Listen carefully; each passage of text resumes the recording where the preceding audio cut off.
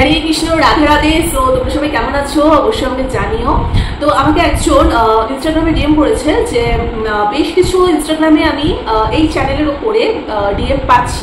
তো তোমরা চাইলে কিন্তু কমেন্ট করতে পারো নেক্সট কোন টপিকের উপর ভিডিও করতে পারে, অথবা আমাকে ইনস্টাগ্রামে তোমরা ডিএম করতে পারো। সো এই চ্যানেলে আমি চাই তোমরা যেরকম রিকোয়েস্ট করবে তার উপরেই ভিডিও আমি বানিয়ে দেবার। তাছাড়া তো আমি তোমাদের সাথে এই চ্যানেলে যত কৃষ্ণের কথা বলা যায়, যত পজিটিভ মেসেজেস দেওয়া যায় সেটাই আমি করে থাকি এই চ্যানেলের থ্রু দিয়ে। তাছাড়া কৃষ্ণ পুরাণ থেকেও আমি ছোটো ছোটো করে গল্প তোমাদের সাথে, মানে গল্প মানে যেটা সত্যি সেটাই তোমাদের সাথে তুলে ধরার চেষ্টা করি, ছোটো ছোটো করে টপিক করি এবং তোমাদের সাথে আমি সেটা শেয়ার করে থাকি। বাট আজকে আমি কৃষ্ণ পুরাণ নিয়ে কিছু বলবো না। আমাকে একজন কমেন্ট করেছে যে কামনা বাসনা থেকে কী করে দূরে থাকবো সেটা বুঝতে পারছি না। মানে গীতার রেফারেন্স দিয়ে আমি মোটামুটিভাবে বলার চেষ্টা করব। তো যারা তোমরা গীতার ক্লাসগুলো দেখোনি, আমি বলবো প্লিজ তোমরা গীতার ক্লাসগুলো দেখে নিও, কারণ 18টা অধ্যায় আমার টোটাল কমপ্লিট করা আছে। ওখানে না এই ডিটেলসে খুব সুন্দর করে আমি আলোচনা করেছি। এবার হয়তো কতটা এখানে এইভাবে বলতে পারবো জানি না, বাট আমি চেষ্টা করছি তোমার ডাউটটা ক্লিয়ার করে দেওয়ার। সো চলো আজকে ভিডিওটাকে স্টার্ট করা যায়। সো আমরা ভগবদ গীতাতে এটাই পড়ে এসেছি, শ্রীমদ্ ভগবদ গীতাতে, যে আমাদের 3টে গুণ থাকে, সাত্বিক গুণ, রজগুণ এবং তমগুণ। আমরা স্পষ্টভাবে এইগুলো নিয়ে আলোচনা করে এসেছি। আমি জানি না তোমরা হয়তো আমার অর্ধেকেই গীতার ক্লাস কেউ দেখোনি, তাই এই কোয়েশ্চেনগুলো করছো, বাট ঠিক আছে, অনেকের মনে অনেক কোয়েশ্চেন থাকতেই পারে। তো 3টে গুণ থাকে। সাত্বিক গুণ মানে যারা নিরামিষাশী হয় এবং যারা শুধু নিরামিষাশী হলেই হবে না, সেটাকে ভগবানের কাছে প্রসাদ দিয়ে সেই প্রসাদটা তারা পায় এবং তারা সবসময় সাত্বিক গুণ সম্পন্ন, মানে ঠাকুরের নাম জপ করা, ঠাকুরের সেবায় নিজেকে দেওয়া, এই ধরনের, ঠিক আছে। আর রজগুণ কারা, যারা হচ্ছে মানে বেটার লাইফ লিড করতে চায়, মানে এটা মানে সারাক্ষণ তাদের মাথায় আছে এই গাড়ি, কাল ওই বাড়ি, কাল এই সোনা কিনবো, কাল এই করবো, এই করবো, মানে একটা আসক্তি টাইপের জিনিস রজগুণদের মধ্যে থেকেই থাকে, ঠিক আছে। মানে সবসময় নিজেদের ফ্যামিলি নিয়ে এইসব নিয়ে থাকে, মানে তারা নিজেদের ডেভেলপ করতে এত বেশি বিজি হয়ে যায় যে তারা ভগবানের নাম জপ করতে ভুলে যায়। আর তামসিক গুণ সম্পন্ন যারা হয় তারা সবসময় নেশা ভাঙ করতে বিজি থাকে, তাদের লাইফ পুরো অলসতায় কেটে যায়, সারাদিন ঘুমিয়ে কাটে, কোনো কমে আসে না, অকমে ঢেকি হয় তারা, এবং কুনিন্দা, খুব পরচর্চা, খুব লেজি ভাব, জুয়া খেলছে, মদ গাঁজা বিড়ি খাচ্ছে, মানে ঠাকুরের থেকে দূর তার কোনো সম্পর্ক থাকে না তাদের, ঠিক আছে।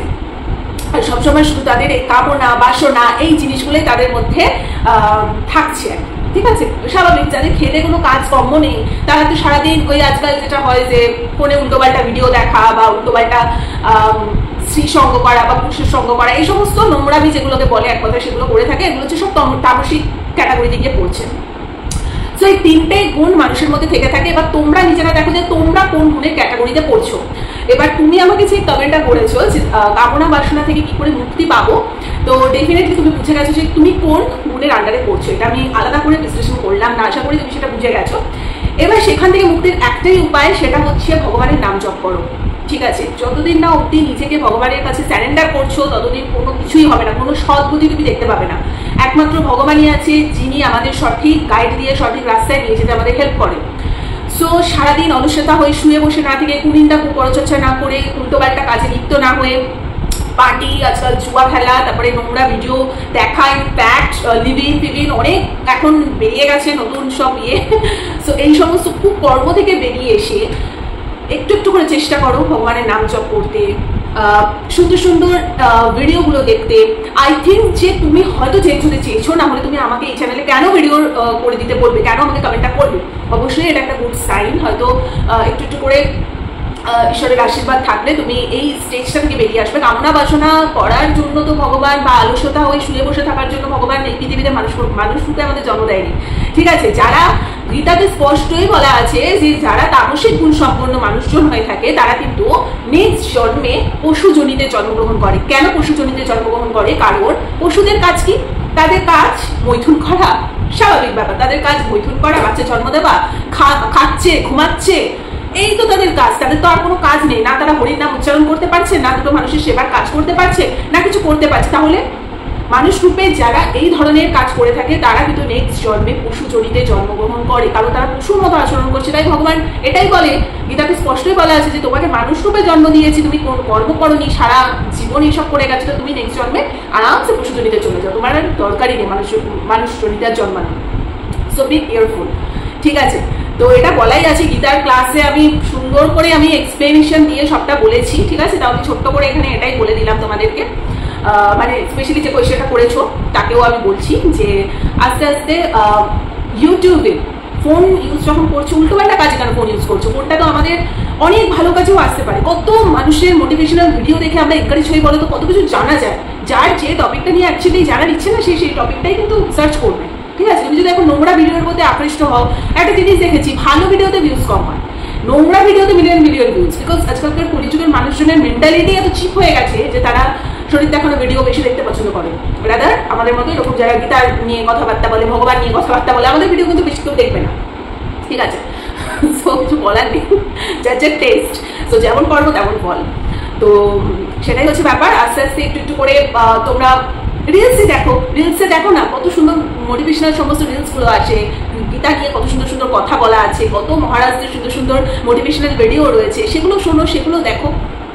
মানে যে এত সুন্দর পজিটিভ, উনি কত কিছু সুন্দর সুন্দর মেসেজেস দিয়ে থাকে। আমি তো সারাদিন এই নিয়ে বসে থাকি, মানে কত কিছু জানতে পারি এসব নিয়ে। কত গুরু মহারাজ আছে, কত কে আছে যাদের থেকে আমাদের অনেক কিছু জানার আছে। সো ফোনটা ভুলভাল কাজে না ইউজ করে ঠিকঠাক কাজে ইউজ করো, তাহলেই তো হয়। সেই ভিডিওগুলো দেখো, যেখানে ধরো সুন্দর কীর্তন হচ্ছে সেখানে পার্টিসিপেট করার চেষ্টা করো, এক আধবার অনিচ্ছাকৃত হলেও যাও, দেখবে এত আনন্দ পাবে যে ওখানে তোমার আকর্ষণ হবে। আস্তে আস্তে কৃষ্ণের নাম নিতে শুরু করো, মালা জপ করা শুরু করো। মালা জপ করতে ইচ্ছা না করলে কাউন্টার একটা ছোট কিনে নাও, সেখানে তুমি হরে কৃষ্ণ কৃষ্ণ কৃষ্ণ হরে হরে, হরে রাম রাম রাম হরে হরে করতে করতে করতে করতে হ্যাবিট হয়ে যাবে, ঠিক আছে। যদি তোমার ইচ্ছে থাকে যে কামনা বাসনা বা তামসিক গুণ থেকে বেরিয়ে সাত্ত্বিক গুণে আসতে, তাহলে এই কাজগুলো করতে হবে। আর অনেক সময় কি বলতো, আমাদের খাদ্য গুণের ফলেও না আমরা অনেক সময় এরকমই হয়ে যায়। খাবারের গুণটা কিন্তু ইটস ভেরি ইম্পর্টেন্ট, যেটা গীতাতে বলাই আছে। সাত্ত্বিক গুণ সম্পন্ন মানুষরা কখনোই মাছ মাংস ডিম পেঁয়াজ রসুন এই সমস্ত খায় না, বিকজ তারা ভীষণ কুল থাকে। সাত্ত্বিক মানে কি, শান্ত শিষ্ট, যেমন তুমি খাবে সেরকম শরীরও রিয়াকশন দেবে, ঠিক আছে। আজকে ঝাল মশলা তেল বিশেষ করে মাছ মাংস ডিম এই সমস্ত যদি খেতেই থাকো, তোমার শরীর টেম্পারে অন্যরকমই হয়ে যাবে। তখন তুমি এই যে ক্রোধ, এই কাম বাসনা, এগুলো জাগে প্রত্যেকে। এত বেশি কামনা, এত বেশি বাসনা, এই ক্রোধ, এগুলো কেন জাগছে? আমাদের এত ভুলভাল খাবারের ফলেও কিন্তু আমাদের শরীর সবসময় হিট থাকে। আমাদের মনে হয় যে রাস্তাঘাটে কোনো মেয়েকে দেখলে রেপ করে দেবো, এই করবো এই করবো। এগুলো কেন হয়? এগুলো তো কোনো সুস্থ মানুষ, কোনো সাত্ত্বিক যারা নিরামিষ ভোজ করে বা কি এরকম টাইপের যে প্রশ্ন, মানে এইসব মানুষদের মধ্যে তো কখনো এই জিনিসগুলো তোমরা কেউই দেখতে পাবে না। সো ডেফিনেটলি আমাদের খাদ্যের অভ্যাসটা কিন্তু পুরো চেঞ্জ করতে হবে, না হলে না ওই ভীষণ অ্যাগ্রেসিভ। মানে সত্যি বলতে আগে আমি যখন আমিষ খেতাম, একটু কেউ কিছু করলে ভীষণ অ্যাগ্রেসিভ হয়ে যেতাম, এই সেই বেরিয়ে দেবো, এই করবো সারাক্ষণ শরীর হিট থাকতো। তো যবে থেকে আমিষ খাওয়া ছেড়ে দিয়েছি, নিরামিষাসী হয়ে গেছি, আমি কুল কি বলছে আমার কানতে এসে পৌঁছায়, মানে যে যা ইচ্ছে বলে যা। তুমি শুধু ভগবানের নাম নিতে থাকো, ভগবান তোমাকে যে পথে নিয়ে যেতে চাইছে সে পথেই তুমি যাবে। আলটিমেটলি ঈশ্বর যেটা চান সেটাই হয়। উল্টে সেখানে কেউ বাধা দিতে আসলে তার জীবনে ডিস্ট্রয় হবে, এটা আমি মানি। এবং অবশ্যই তো ভালো পথে চলতে গিয়ে কেউ যদি তোমাকে বাধা দেওয়ার চেষ্টা করে, তাহলে তার জীবনে বিপত্তি ঘটবে, ঠিক আছে। তোমার কিছুই হবে না আলটিমেটলি। এখন তুমি খারাপ পথে যাচ্ছ, কেউ সাজেশন দিচ্ছে, সেটা আলাদা ব্যাপার। কিন্তু তুমি একটা ঠিকঠাক পথে যাচ্ছ, ঈশ্বরের পথে যেতে চাইছো, তুমি আমিষ ছেড়ে নিরামিষের সাথে চলে এসছো, এই সময় যেন বাধা দেওয়ার চেষ্টা করবে, সেটা যেই হোক তার জীবন কিন্তু ঘোর অন্ধকার। সে নিজেও জানে না যে কি পাপ করছে। একটা পূর্ণ মানুষের মধ্যে এই পাপ যে বিষ যে ঢুকাচ্ছে, তাতে কিন্তু তাদের জীবন আরো বেশি করে ডিস্ট্রয় হবে। সো এটাই বলবো, কারণ ভালো না করতে পারো, অন্তত কোনো খারাপ করো না। সো আই থিঙ্ক তোমাকে আমি বুঝিয়ে দিতে পেরেছি। সো আস্তে আস্তে একটু করে চেষ্টা করো, সাত্ত্বিক গুণে আসার চেষ্টা করো। হুট করে হয়তো হবে না, বাট আস্তে আস্তে হয়ে যাবে। সবার প্রথম হচ্ছে নাম জপ করা শুরু করো, একমাত্র হরে কৃষ্ণ বা রাধা রাধা, যেটাই তোমার যেটা কমফোর্টেবল লাগবে সেইটা। 16 বার তো ফার্স্টে হয় না, ফার্স্টে 2টো মালা করো, তারপরে 3টে 4টে, এই করে করতে করতে হ্যাবিট হয়ে যায়। আর যদি ফার্স্টেই মালা করতে ইচ্ছে না হয়, তাহলে অনেক মোটিভেশনাল ভিডিও আছে, সেগুলো দেখো। ঠাকুরের নাম কীর্তন যেখানে হয় সেখানে যাও, সংকীর্তনে পার্টিসিপেট করো, ভীষণ ভালো লাগে, শুদ্ধ হয়ে যাবে মন। তখন অটোমেটিক্যালি তোমার সমস্ত কিছু মানে চেঞ্জ হবে। সো এটাই বলবো যে এই কামনা বাসনা ক্রোধ এইসব থেকে না মানুষের জীবনে আজ এই অবস্থা, ঠিক আছে। কলিযুগে আমরা সবাই দেখতেই পাচ্ছি যে মানুষ পারলে মানুষকে কেটেই খেয়ে নেয়, তাই তো করছে, শুধু খাচ্ছে না আপাতত, বাট বেড়ে করেই তো ফেলে দিচ্ছে। এত অ্যাগ্রেসিভনেস মানুষের মধ্যে এখন চলে এসছে, কি বলবো।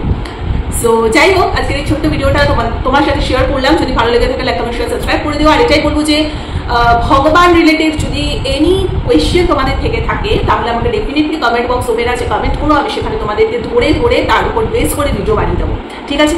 তো চলো আজকের মতো এখানেই। হরে কৃষ্ণ, টাটা।